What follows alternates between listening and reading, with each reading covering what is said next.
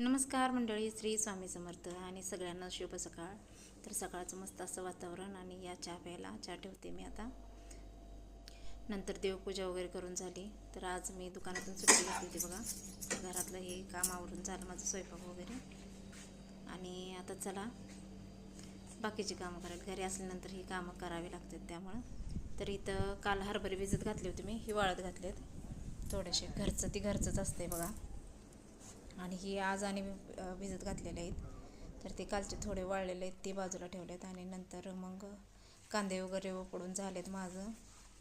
आपण लावलेले होते कांदा लसूण वगैरे लावले. तर आणि ती फुलं आलेली कांदा आहेत ती बियासाठी ठेवलेत बघा.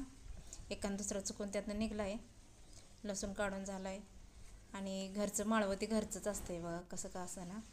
आणि ही आहे चाकवाताचं बिया आहेत बघा. ही 4 मोड ठेवलं होतं बियासाठी चाकवताच्या भाजीचं.